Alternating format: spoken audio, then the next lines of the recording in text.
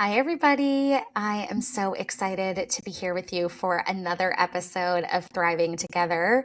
If you are watching this on YouTube, the lighting is totally different than maybe even than when we started the episode, and also than some of my other episodes because it is the evening right now.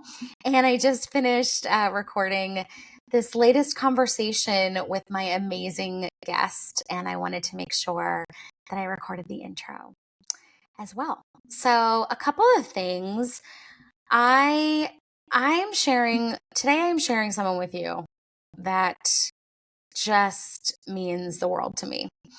Her name is Amy Bonaduce-Gardner, and she is someone that I will probably at the end of my life say was one of the most transformational, helpful, important people of my entire life.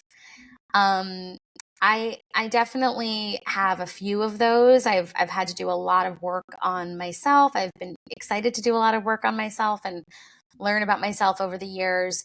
But there was an aspect of my life and my body and my health that I just didn't seem to be able to access.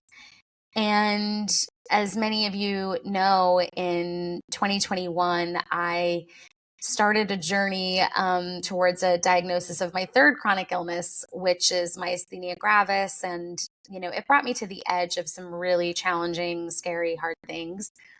And it was through that time that I sort of got to this place where I was like, oh, I have to do something different. I am living my life to the best of my ability. I'm trying everything I know how to try.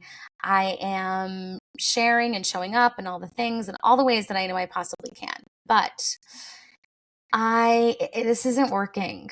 If all of the things I've been doing and trying to do well got me to this place, there's something off here. There's something that's not working. So I was led to Amy, and my life has really never been the same since. And I do genuinely mean that.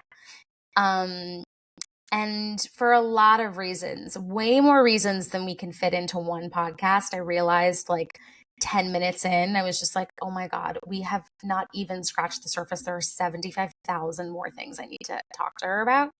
And I need to share with all of you about this work and Amy and all the things. But this is a great start, and it's an important start. I know Amy has come into Chronicon and has done some workshops with our community and stuff like that. And so some of you who are part of our membership at Chronicon will already have known about Amy a little bit and known about her work, but I also think this just takes it a step further, even if you have been able to work with Amy before. And I also share about a really specific turning point that happened in my work with Amy. And I share about the part of my body that we were working on. And I share about why it was such a big deal and some side effects and sort of, I guess, ramifications. I don't know if that's the right word, but the things that happened as a result of me shifting in these really big ways with Amy. So I am so grateful. And I have Amy's bio here. And, I definitely, she has done such incredible work in her life that we're going to make sure that her bio and everything is in our show notes page. So please be sure, wherever you're listening to this episode, you can check out our show notes page. And please be sure to check out Amy, check out her website, check out her Instagram, all of those things. But what I will say is that although I could read her extensive bio, I think honestly, what we talk about in this interview speaks for itself. The work that she has been trained in for over 14 years now is, I call it the nervous system work, but I know that that's not the official title. It is the Fajardo Method. And she has been a leader in that method. She has been working with clients with that method for over 13, 14 years now. And I just could not be more grateful that my journey brought me to Amy. And so I hope you listen to the episode, learn more about her.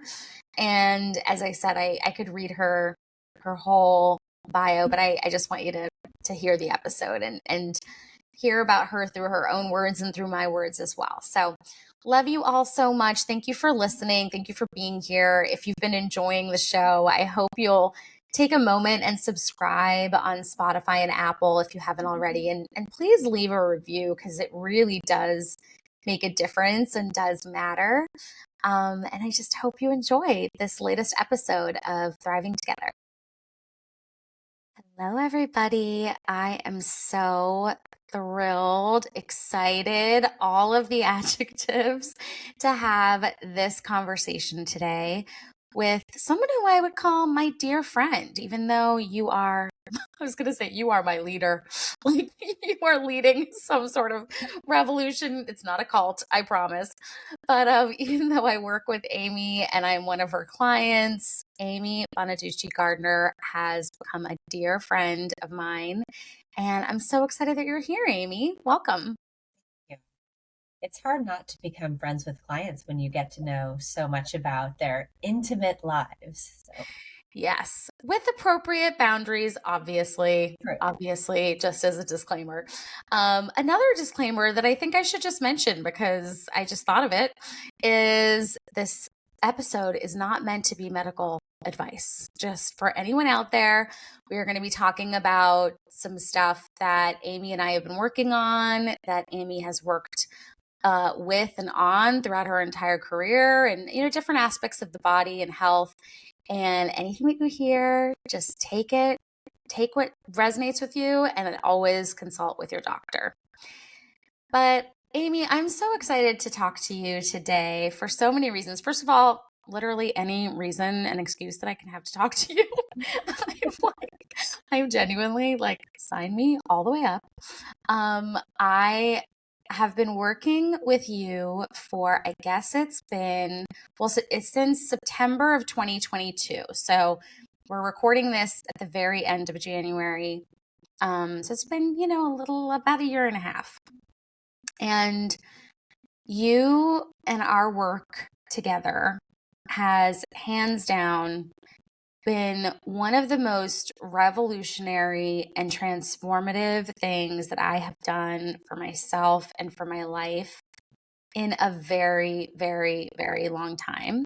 I've done a lot of work that has been incredibly important to my life and to my health and all of that. But it had been a long time since I had sort of done something that had taken it to the next level, to a level I didn't even know was possible. So I know we're going to talk a lot about that today, but I want to start before we even get there. I want to start with you because that's something that we don't get to talk about as often because we have 55 minutes in our sessions and I talk for about 45 of them, y'all, which this is not talk therapy, but that's somehow, and Amy's like, okay, what'd you say? No, you won't be surprised. No one will be surprised. I love to talk. What a beautiful medium. Anyway, so I would love to turn the mic over to you, though, and just hear a little bit about what got you started into what I call the nervous system method, but I know it's something different. I know it's a lot more complex than that. But yeah, I know that's kind of a big question, but I just want to dive right in. And what had you even start doing this work? So what started me into this work is when I tore the meniscus in my knee. And to take it back a little bit further, so I have my degree in psychology, my undergrad degree in psychology, and had terrible advising when I was in college and was led to believe that I could never go get my master's unless I had experience in research. And so I didn't continue to school because I didn't have time to do that while I was going to school because I was trying to be a dancer at the same time, which is a little silly, but that's what happens when you're 20 something. And so I finished my bachelor's and then didn't go back to school and got a job in research instead. thinking that, well, I'd get a job in research and then I could go back to school. I could get my master's in psychology, and I had no idea what area I was going to go into, but that was a plan. But instead, 2001 turned out to be a very eventful year for me. So my high school sweetheart and I decided to buy a house, and then we got pregnant, and then we got married. And then I was like, okay, what are you going to do now? Because at that time I was working full time in a research study and like 40 hours a week, sort of salaried position. And I was teaching dance, I don't know, 15 or more hours a week. So that's clearly not going to fly if I'm going to have a family. And so then I got a job with the school district in the area and was a dance specialist. And I took a 5-week leave of absence for my maternity leave. I highly do not recommend that. Don't do that. But that's what I did. And I felt like I didn't really have much choice in it. And then I was in an elementary school for that first year. And then I moved to a middle school, and the job at the middle school became what I call my toxic job. And so it was a job that just wasn't really meant for me. And it was incredibly stressful. It was incredibly triggering, definitely anxiety ridden. But although at the time I didn't really have the labels for anxiety, I just, in hindsight, I know that that's what it was. And then I tore my knee. And so I was hobbling up and down stairs. I'd be demonstrating something and I'd just collapse down on the ground. So not very cute, especially when you're with 50 middle school girls. And a friend of mine, well, actually, I went to a surgeon, and the surgeon wouldn't do surgery. He said, you're too young and it's not bad enough. So he sent me to physical therapy, and physical therapy made it worse. So then what do I do? And so then a friend of mine said, you need to go see Alicia. And so Alicia Fajardo, she's the owner of Transformation Studio, and she's also the creator of the Fajardo Method of holistic biomechanics. So I went to her studio, and at that time it was Pilates, but it was a huge focus on joint arthrokinematics, which just is a fancy term for how do joints work. And it was fascinating to me because even though I was a psychology major, I was taking all kinds of other classes like kinesiology and anatomy and physiology. And I just loved learning about how the body worked. And mostly I wanted to know, like, as a dancer, it's like, well, what muscles make your legs turn out? And all my teachers had all these random answers and none of them made any sense. And all of a sudden, all this stuff was making sense. And because of that injury and because of the stressfulness of the job, I decided to take a year leave of absence. And so in that year, I completed Alicia's program in 6 weeks, it's usually a year long. And I did it in 6 weeks. And then I spent the remainder of that school year doing all the other requirements that are needed to fulfill your certification. And at that time, it was Fajardo Method of Pilates. And so I had the endorsements and all the equipment, knew all the how to teach 100s, all of that. But it was also this special blend of joint arthrokinematics. And so really was like this 50-50 sort of thing. And pretty quickly, I can't say I don't have a knee injury anymore. I can't say at what point I never had a knee injury. I never went back to have my knee scanned again. But I pretty much can do anything I want to do. I can do it without having pain. I can do it without having any fear of pain. I started doing parkour, which is a lot of jumping off of high structures and flipping around in really crazy ways. All of that was fine. And so then after my year sabbatical, I decided not to go back and then to teach at Transformation Studio, not full-time, but full-time as a mom. And then I continued to also teach in the dance studios. And during my time at Transformations, things became less and less about Pilates, although we used that equipment all the time, and started to become more and more nervous system oriented. And simply because that all these things about how our body functions, whether you're talking about your joints in my case, or your digestion in another person's case, or whatever it might be, all of it always back it up, and it always comes back to your nervous system. And so over the years, Alicia's modality just changed and shifted to where it is now. And during the pandemic, there was in my opinion anyways, a big shift in that, well, we all went to Zoom. So clearly no more reformers or, gyrotonic towers or anything of that nature going on. But, and we had done online before, but it was really limited.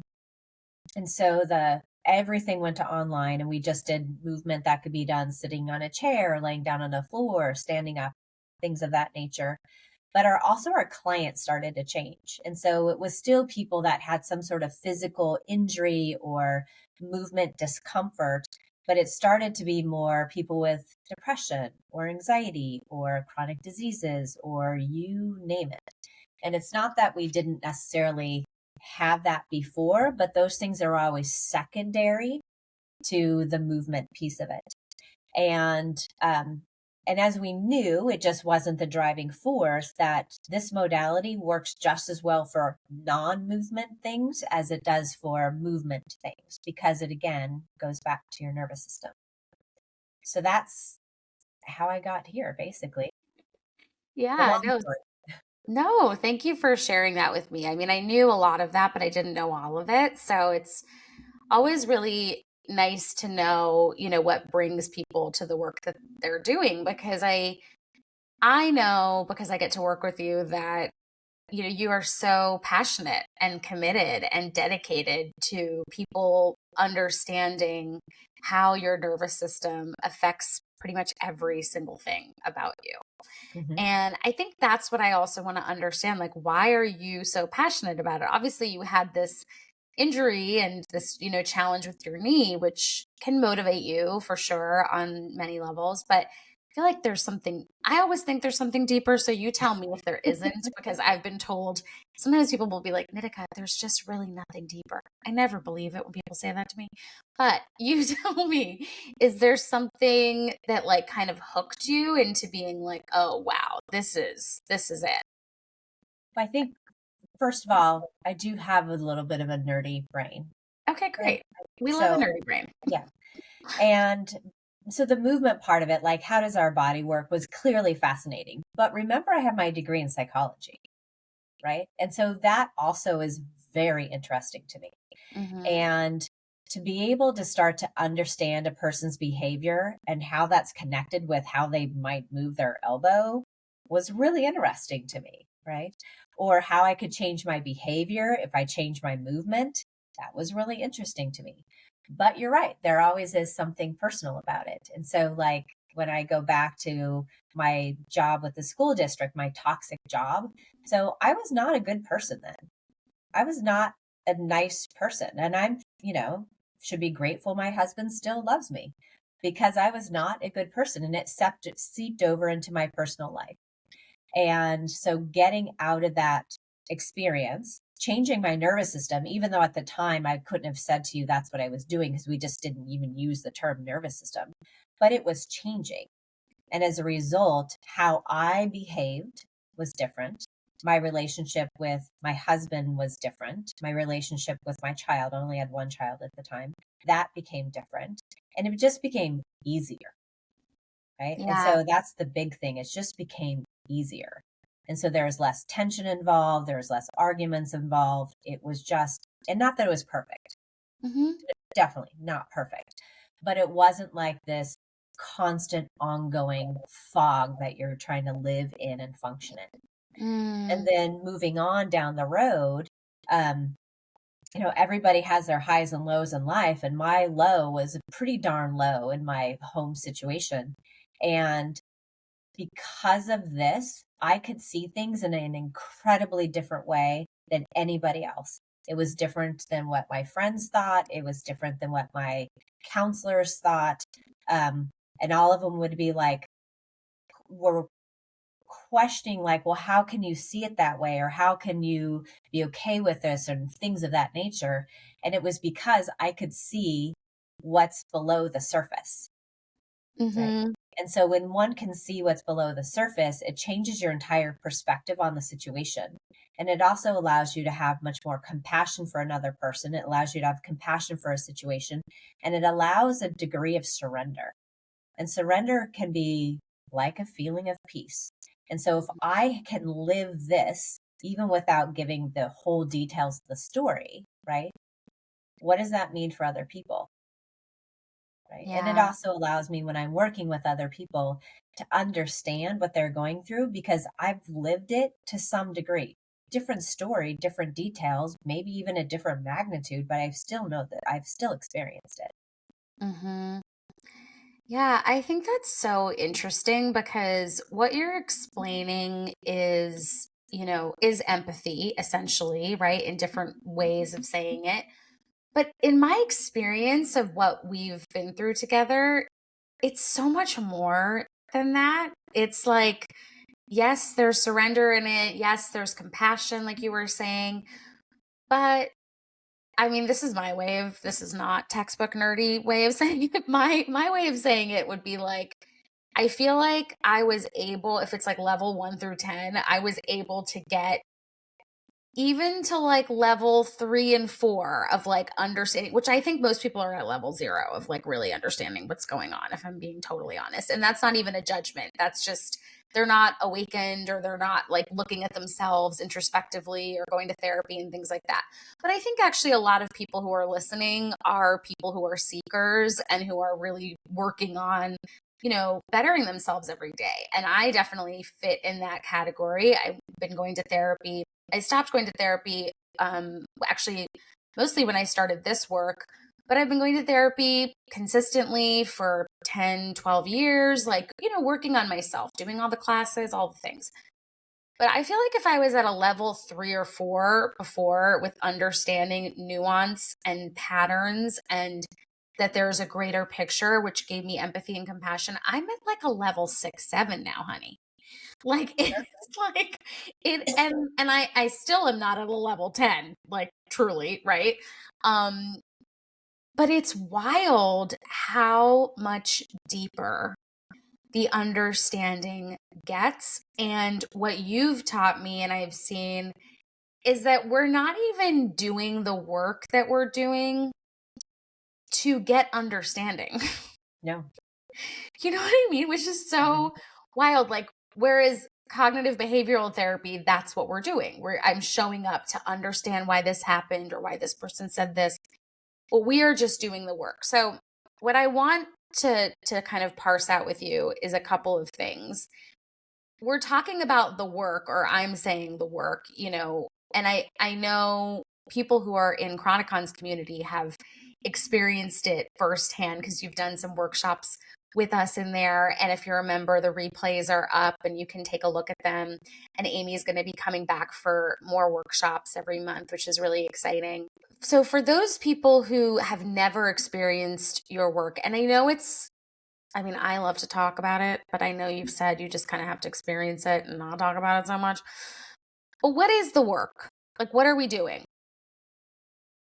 Can you just So tell the us? bottom line, the work is from a neurological level, we are collecting more sensory input so our brain can make a better and more appropriate decision as to whether we should be functioning in a sympathetic, aka fight or flight, or parasympathetic, aka rest and digest state. And that furthermore, with that increase of sensory information, that we can be adaptable moment to moment for whatever that moment brings. Okay, just end right there. Okay, don't keep going. Okay, so the first part, because I remember when you first told me, you mentioned sensory input, and I was like, I have left the building. What are you talking about? I do not understand. Okay, so so can you just break that down? Can you give it to us in like I'm waking up in the morning and I'm starting my day. What does this mean? And so you have your five main senses that everybody's aware of. So your taste, your sight, sense, smell, touch, right? And different modalities say that there's a different number of senses.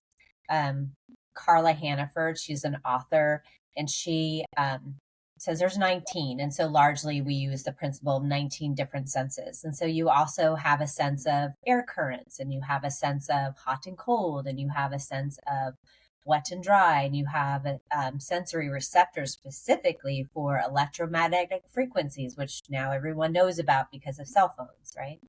So we're constantly taking in sensory information from our external environment. And they're also always taking in information about our internal environment. And so our internal environment might be something like, do I have to pee or not? Am I hungry? Did I cut myself and I need to take care of this cut? It might be information about my joints, right? So there's certain informations that tell me about where my joints are. Proprioception fits into that category. So I'm taking in all kinds of information all the time. Whether we're trying to take it in or not. Whether you do, yep, exactly. You're doing it Okay. all the time. You don't have to think about it. So a baby does this automatically, right? They do it no matter what. And that's where the autonomic nervous system comes into. So all of those things happen automatically. You don't have to do it. Breathing. You don't have to think about your breathing. You'll still breathe, right? God willing, yes. Yep. So you're always taking in sensory information. How much is the key question, though? And so if I am parasympathetic, then generally those sensory hoses, so to speak, are open. And so I'm taking in sensory information regularly, just like if a garden hose is turned on, there's water going through it, there's a regular flow, just like the uptake of sensory information. I'm taking this in all the time, regular flow, don't even have to think about it. Mm-hmm. But if I am in a sympathetic state, a fight or flight state, one of the jobs of that side of my nervous system is to inhibit sensory input. And if you think about our nervous system was designed for more primitive humans, for our more ancestral humans, fight or flight was a really literal thing. And so their fight or flight systems were triggered for actual survival events. For us, our fight or flight nervous system is being triggered by what we perceive as a threatening event, and not even at a conscious level. It's my perception of my unconscious brain. And so then I start to inhibit the sensory information. So if I am in a fight and I'm going to get punched in the face, my body has shifted its process of taking in information, so I don't feel that hit as much. Or if I have to run away, I'm not a runner, but I hate running, but it hurts my lungs. It hurts my legs if I start running and if I start getting out of gas, right? And so if I'm actually running from my predator, those sensations can be inhibited so I can keep running longer. Right? Okay, wait. And so they serve a purpose. Yes. Okay, that makes so much sense. I have one question about that though, because what I'm hearing in my head is like so many of my, angels that are in the community, or so many people that I know. Like I even think of my mom, I'll use myself as an example because I'm like this too. There are times before I started working with you that I would always feel like I was constantly in fight or flight when I felt more sensory input. I wouldn't say it that way, obviously, right? But for me, it's like I live in New York City, so I'm going to take the subway and it's like loud and intense, or I'm going to an event and there's too many people there, or things like that. So that to me has always been like, oh my God, I'm going into fight or flight. I didn't even know what the heck that meant, but that's something that like we say, I feel like in mainstream culture a lot, right? Sure. Yeah. So can you explain that aspect? Yeah. So if I am parasympathetic, and I'll try to put this in really simple terms. So if I'm parasympathetic, let's say that I'm taking in 100 pieces of information. That's a lot of pieces of information. And at that point, I can pick and choose which ones that I'm going to pay attention to and which ones I'm just going to push off to the side. Right? If I'm fight or flight, I only get 5 pieces of information, which means all 5 of those things are all of a sudden much bigger and much louder because there's only 5. As opposed to if I have 100 pieces of information, that's a lot of information, right? But each one of them has a much lower level of significance. Oh, I see what it's like math. Sure. That's where I just went in my head. So what you're saying is like, it's like if there's 100, different types of food, Mhm. and you actually are going to take a bite of 100 different types of food, you probably will only take one bite Sure. versus, maybe this is not the best example, but No, I that's think kind of this is a great where example. that's kind of where my mind is going, right? Versus like if I'm only going to have 5 things that I can eat, I'm going to have a lot more of those meals. I'm going to have a lot more food of it or whatever, like a lot more bites. So that makes a lot more Mhm. sense, actually. Okay. So that single piece of data is 1/100th of a thing, as Yeah. opposed to 1/5 of a Yeah. thing, Yeah. Yeah. right?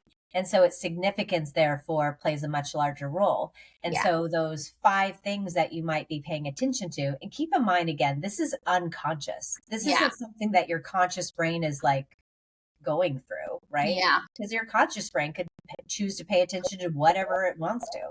It's Yeah. the unconscious brain that you have no control over that's dictating this whole scenario. So if Yes. there's only 5 pieces of data that the unconscious brain is getting, each one of those fives is really loud. Mm-hmm.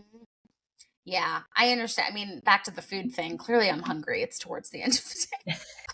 I'm like, okay, yeah, because if you eat 100 pieces of food and like one of them happens to be the spiciest thing you've ever eaten in your whole life, it's like not a big deal because you have 99 other things that are going to dilute.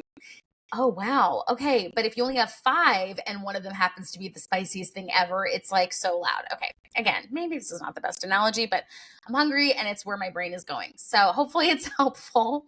Now, I want to make sure we could talk about the science behind this for decades, probably, and that's why, as I said, I brought you into Chronicon's community, and I do hope people go check out Amy's workshops in there. But I want to start talking about it in a more tactical way for people to understand through my experience with you. I will be the guinea pig in this conversation for for the greater good. I will share my deepest, darkest, challenging moments with you because I really do think that it could potentially help people in understanding it a little bit more. So one of the things that so basically the way that this works in terms of when we're showing up for the sessions is right now we're doing them on Zoom. Mhm. And you walk me through the experience of doing something called mapping. Gotcha. Do you want to explain what that is really quick? And then we can get into the more detailed explanation of what happened. So I'll try to make this short because I could make it really long, but here's the short version. So 2 points of location and emphasis on location, not sensation. When I put my attention on 2 points of location, I start to increase the amount of sensory data that my brain gets. And then once my brain receives that information, then it has a motor response that's somehow relevant to that sensory input.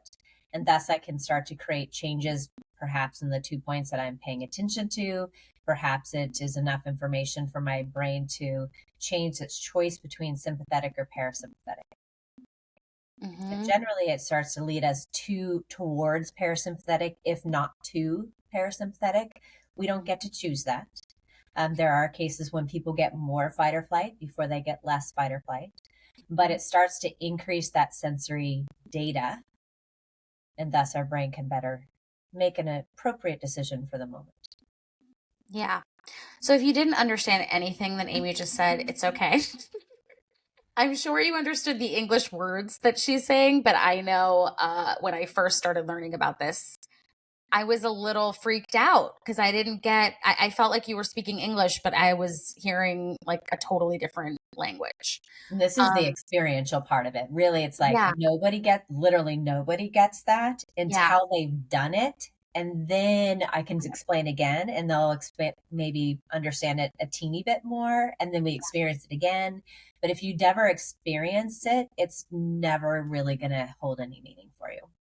yeah, yeah. I really can attest to that for sure. And you know, so we went through, as I said earlier, we've been working together for about a year and a half now, and each week or so, we see each other twice a week, a lot of the time, most of the time. And we pick a spot or an area. Really, you pick based on what you're picking up from me and, different things I've been working on. Sometimes And you just don't know that you're picking. oh, really? Oh my God. I'm picking? Well, probably because I'm talking so much. Or like, okay, she just said like 10 things she needs to work on. Okay, great. So it's a collaboration.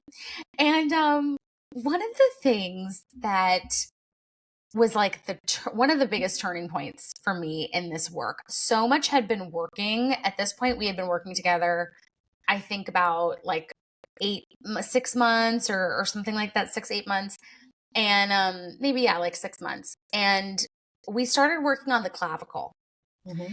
Now, what I want to say is part of why I'm telling you this is because, guys, I have literally never thought about my freaking clavicle. Okay. The only time I ever thought about it is when I was weird and wanted to be really skinny as like a 20-something-year-old and would like try to put Skittles in my clavicle. I don't know. I don't even know. It's embarrassing. Maybe we should edit that out, but probably won't. But I just don't think about it. And I think that's a lot of what our work together has shown me, right? Is especially when you're living in a body that is dealing with so much pain, so many challenges, and there's like genuine physical suffering happening constantly in this body over the last 30 years. You don't want to think about different parts of your body. You're just like, excuse me, I spend my entire day just trying to make everything quiet. Just try to make sure it doesn't make any noise. So there was this point where we were working on the clavicle and you gave me my 2 points, which were what? What is the 2 points for the clavicle? It's like, There's many 2 points for I the think it was the clavicle. clavicle and like the shoulder or something. Well, yeah, there's several. So it could be your clavicle and more specifically your AC joint and your ear. Okay, sure. Sometimes there's the clavicle in the cheekbone. There's the clavicle in your manubrium. There's all kinds of There's ways so that many things. we Okay, go. I think for us it was like the clavicle and like almost down here. I don't know what that. Yeah, it was the tricep. The tricep. Okay, great. Yet So you another way gave to map it. Yeah. So you gave me these 2 points and we were mapping it, putting attention on those 2 points. Just that's the whole job, y'all. That's the whole job. You just put your attention on those 2 points. And I swear to God, my entire life changed.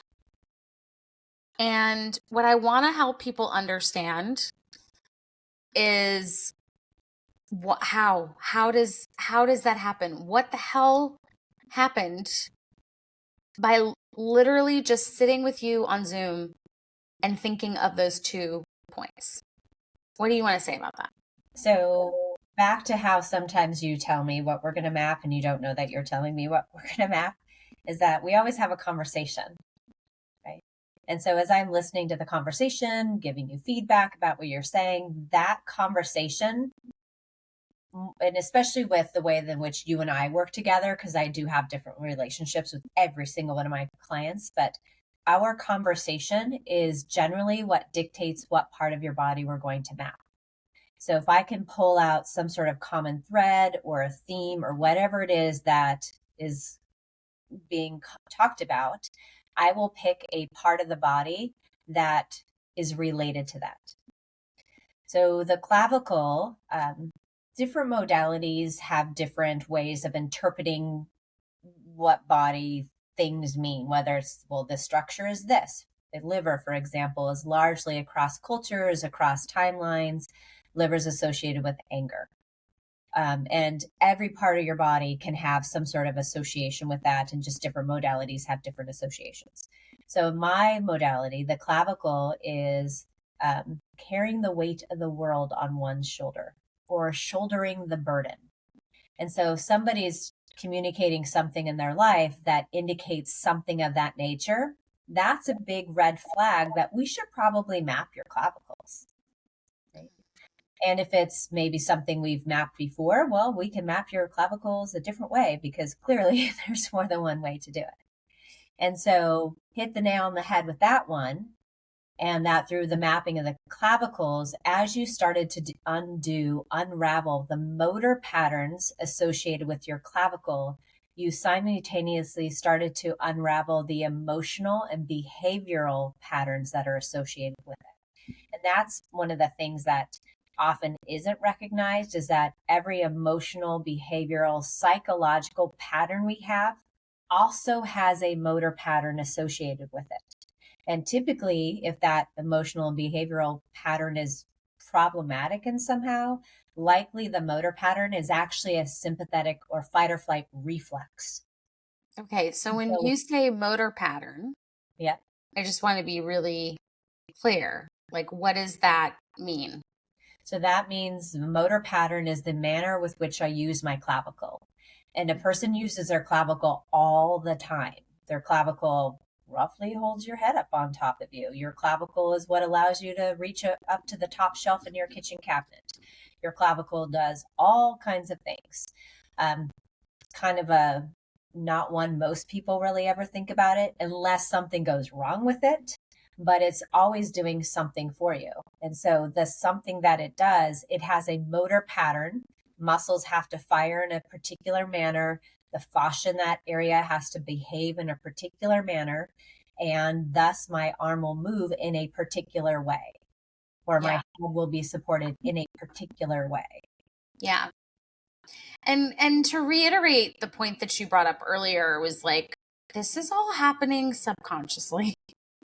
Yeah. And I think just to underscore that, because that's been such a big shift for me, because I've always been, I would say, like hyper aware of what I'm doing, what I'm thinking, like just really trying to be, you know, the best version of myself that I possibly can.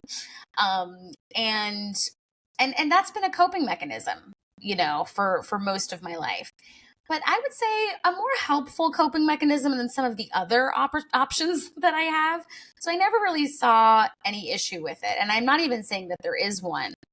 But the thing that had me shift to want to be like, oh, this is where I need to focus my attention is there is this whole subconscious world happening within me that the way I explain it to a lot of my friends is like, okay, so if I did the cognitive behavioral therapy, which made me understand, like, for an example, you know, I can now say to myself, I am safe with men, right? Like after my divorce, that was a really big thing for me. So I can say that to myself. And maybe 10 years ago, I couldn't even say the words. So that's like a huge, amazing thing. Mm-hmm. But my entire system and body is still saying, girl, you are not safe with men, right? Exactly. And so your conscious brain, which is largely your frontal cortex, believes that, right? But the rest of the brain, which not occupies, there's just far more of it, isn't convinced, right? Because it can't be convinced the same way that your conscious brain can. And furthermore, if you want to really start to dissect things down, your body's not convinced, right? Really, your brain and your body are all the same thing. But if your unconscious brain isn't convinced, your body's not convinced. And so in the end, great, your frontal cortex can have this idea, but unless everybody's on board. Yeah. And I think that's something, you know, to me, I have to be honest, it was a little horrifying in the beginning to be like, are you kidding me? I've been doing this work for not this work, but work on myself for so long. And I've been missing this vital part of the experience. But it does feel a lot more liberating now because I have been working on it consistently and it's just clicked in this way that's really made a difference. So back to the clavicle thing. So just to give you all a little bit of color and insight into what happened with that. And I know we're nearing the end of our time with Amy. I've been thinking several times throughout this conversation, like, oh my God, we need 25 more interviews. Like we just scratched the surface barely. But what I want to share about the clavicle was what Amy said around holding the weight of the world on your shoulders was a huge one. And I think for me, it was a couple of months before Chronicon 2023 happened. And I have always led in my work and in my business in a way where I have believed it is my responsibility to fix everything that I can, to save everything I can, change everything I can, help everything I can. And some people might hear that and think it's actually kind of arrogant to feel that way. Like, who the hell do I think I am that I can do all of that?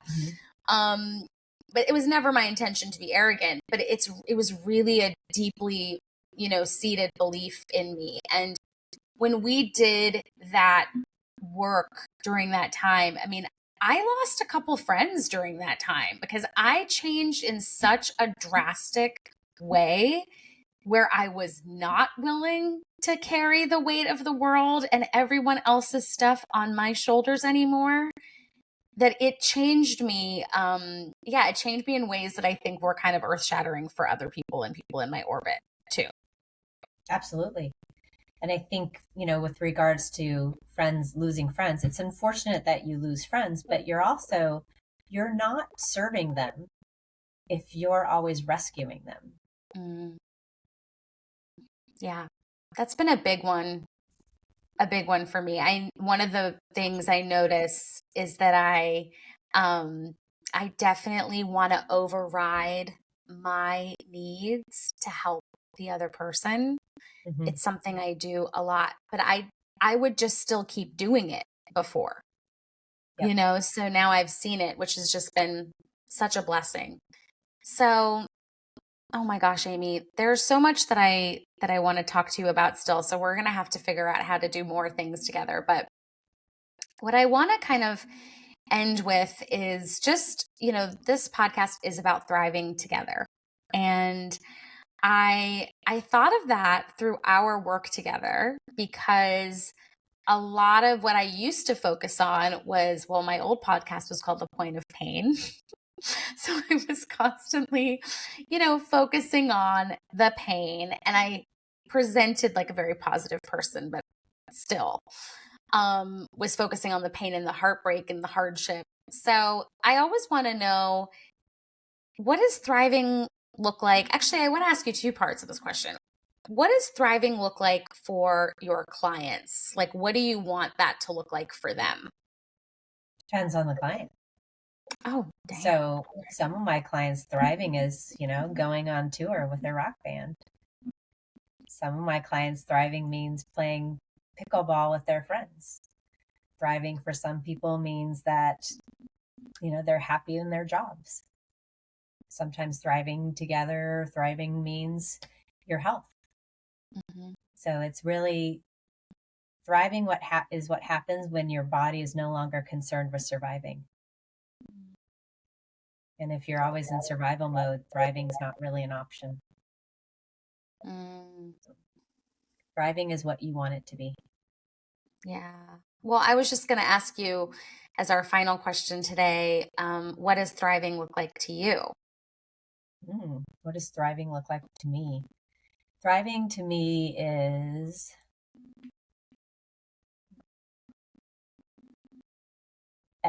it's a sense of calm that happens in my family. Okay. And so family is pretty important to me. So my husband, my kids are pretty important to me. And so when there's those moments, and they don't happen so much anymore now that my kids are older, when there's those moments when we're all sitting around playing a game, or we're watching a movie next to the fire, or we're going camping, or something like that, and there's not really too much to be cared about. And it's not because life is perfect. It's not because, all the bills are paid and, everything else is hunky dory. It's just that in that moment, I'm simply in that moment. Mm-hmm. That's so beautiful, Amy. That's so beautiful. I love that. And I have to say that, um, our work together, and I know I started this conversation with mentioning this, and I tell you this like 20 times a week, but our work together has allowed me to be in the present moment in a way that is like more profound and beautiful than I have ever felt. I thought that I was pretty present and grateful and, and I was to the best of my ability, I guess, right? Mm-hmm. But there was this whole other world that is, and the other part of it that I'm thinking about is it's also helped me realize that I am okay at like by myself. And I've always talked about self-love, so I've always been passionate about that, but this is like on a physical level, and that has been probably one of the bigger challenges of my life is feeling really lonely and feeling really misunderstood. And I know so many people listening have that too, especially if they're living in a body that's been challenged and, have had illnesses and they've been sort of on the outside of what other people think is quote unquote normal and healthy and all that stuff that I was told for sure. It's been such a privilege and gift to work with you. And I just am so grateful. And it really is a mission of mine to get as many people to try this work as possible, and not because I get an affiliate commission, because I do not. It's just because we get an affiliate commission. We all get an affiliate commission from the sense that we will all be benefiting from everybody doing the work will make the world better. So is there anything you want to leave us with as we wrap up this conversation? As you were just talking there, it reminded me of one of my first lessons, and that was figuring out how to be okay with everything that's not okay. And that's a saying that we, of course, use all the time and we kind of throw it around, but to actually embody that means something very different that's a little challenging to put in words. But when I figured out how to let go of the things that don't actually matter, when my body was convinced of that, that's when things became more like easy, or that sense of peace, or that sense of surrender, or the things that you just talked about there. I love that so much. Thank you so much for being with us today, Amy. And you all can check out the show notes to see where to follow Amy. You're at Prism Movement on Instagram, correct? Prism And Movement Studio. Prism Yeah. Movement Studio. Okay, well, Mhm. it'll be correct on the show notes. So, so make sure to check those out.